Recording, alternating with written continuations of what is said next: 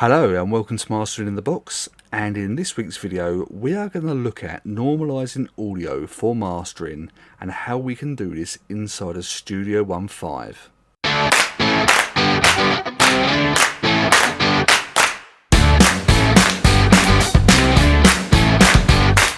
Hello and welcome to Mastering in the Box. I am your host Smudge, and in this week's video we're going to take a look at normalizing audio. What it is, what it means, how we can do it, and how we can apply this in a mastering context. So what we're not going to discuss in this week's video is loudness normalization. So when we're talking about normalizing audio, we are talking about increasing the level of the signal of a particular track.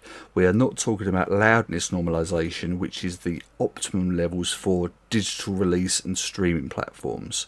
So that is something that we will cover in a separate video, but in this week's video we are purely looking at the normalize audio function inside of your DAW. So once again, before we get into the content of this week's video, I just want to give a big shout out to Nick Graveswell.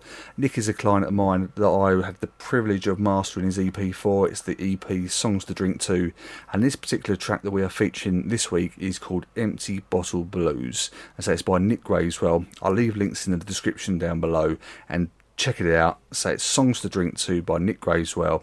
If you're into your blues rock with a hard rock tinge, this is perfect, so give it a listen. So what is normalizing audio? Well, normalizing audio is the process where you increase the level of your track by taking the peak level and increasing the volume of the peak level up to the digital ceiling at 0 dB fs. So what this is going to do is increase the overall volume of your track based on the peak level to the digital ceiling. So why would you normalize audio? Most people would jump straight for the limiter and look to boost the gain of the limiter to increase the volume of your overall track. But it's not the only way to do it. In fact, if you want to retain dynamics, it is actually a better option to look at normalizing the audio, because you're increasing the overall volume of the track without applying compression. The limiter is great at increasing overall volume, but it does have a tendency to apply compression because it is in its simplest form a compressor. And if you want to retain the dynamics of your track, then a good option may be to normalize the audio. So let's take a listen to the track and see how we can apply this in principle. I've applied no processing to this particular track, so this is the raw mixed track before mastering. So what I want to do is play the track. Let's take a look at the level meter and let's just have a look at the overall peak levels. And your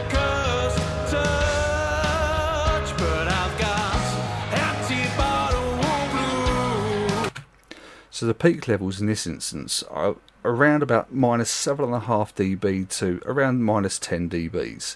So what we can actually do is use normalizing audio to increase those peak levels closer to the digital ceiling, so it's going to increase the overall volume without applying compression.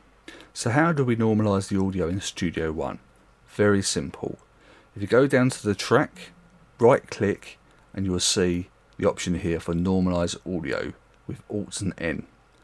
We could also right click onto the track here, normalize audio, or we can also look at project, normalize audio, Alt and N.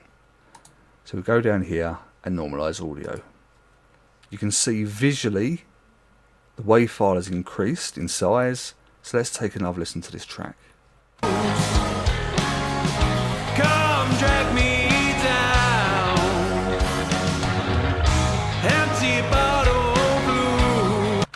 So as you can see, we've increased the overall volume of the track itself without applying any compression. So if we use the normalize audio function, does that mean that we don't need to use a limiter?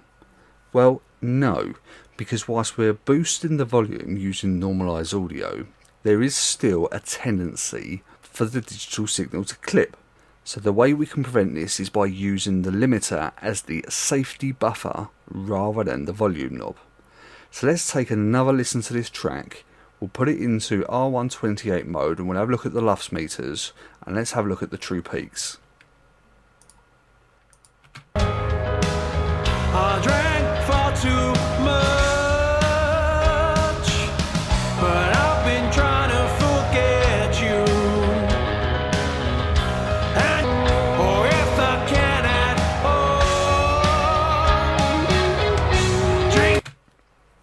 So whilst the overall volume of the track is much better, it's much increased, and it's a better level for streaming platforms, one thing we need to consider is the true peak level. The true peak level in this particular instance is shown as minus 0.42 dBs. Now, if we go back to some of my previous videos when we discussed loudness normalization and how we can use loudness normalization in terms of the digital releases and the streaming platforms, most streaming platforms will ask a true peak level of no more than minus 1 dB.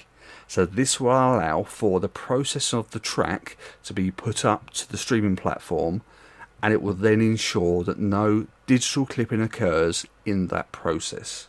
So let's take a look at the limiter, and if we put that into action here, so we're not applying any gain, threshold at 0, ceiling at minus 1.20 in B mode, attack normal, moderate release, and then what we can do is just use it it's just going to catch those peaks. So if there's anything that tries to go above the digital ceiling, the limiter will just catch those peaks, take those off, but it's not going to apply a lot of compression. So let's take another listen. Come watch me drown. I don't know what to feel.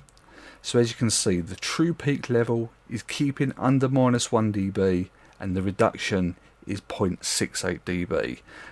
So what we've been able to do is use the normalize audio function to increase the overall volume of the track, whilst then using the limiter to ensure that no digital clipping occurs and the true peak levels remain under minus 1 dB.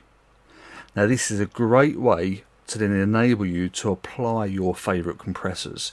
If you want to add some character to your track, then add your favourite mastering compressor, add your favourite bus compressor, and you're not then going to compromise the overall dynamics of the track. Your limiter is purely acting as the safety gate, it's your buffer, and it's not going to add too much compression by using it as the volume knob to boost your overall gain.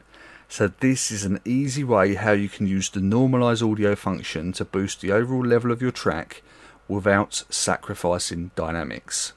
So that is the brief overview on normalizing audio.